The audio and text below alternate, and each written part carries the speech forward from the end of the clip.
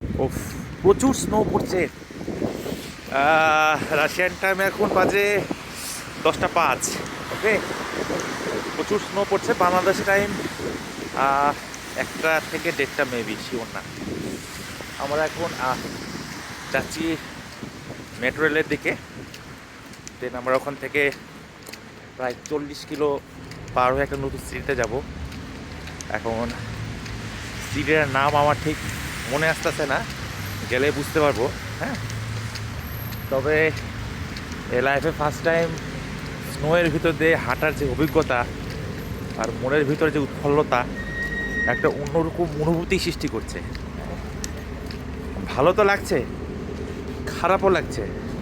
ঠিক আছে, আহ, খুব সুন্দর ওয়েদারটা। মনে হচ্ছে প্রচুর ঠান্ডা, আসলে ঠান্ডাটা অত না। 0 ডিগ্রি সেলসিয়াস চলতেছে বর্তমানে। তবে রাতে ঠান্ডাটা সহ্য করা অনেক টাফ। ওকে, দেখুন,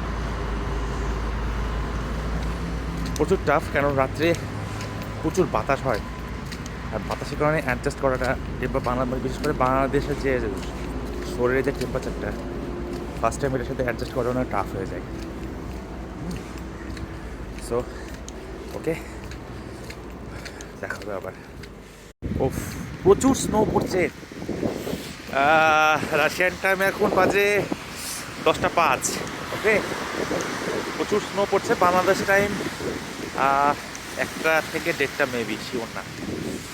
আমরা এখন যাচ্ছি মেট্রো রেলের দিকে। দেন আমরা ওখান থেকে প্রায় 40 কিলো পার হয়ে একটা নতুন সিটিতে যাব। এখন সিটির নাম আমার ঠিক মনে আসতেছে না, গেলে বুঝতে পারবো।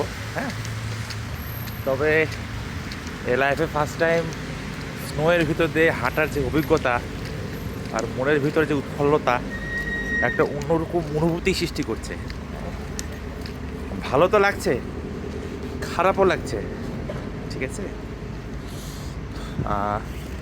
খুব সুন্দর ওয়েদারটা। মনে হচ্ছে প্রচুর ঠান্ডা, আসলে ঠান্ডাটা অত না। 0 ডিগ্রি সেলসিয়াস চলতেছে বর্তমানে। তবে রাতে ঠান্ডাটা সহ্য করা অনেক টাফ। ওকে, দেখুন,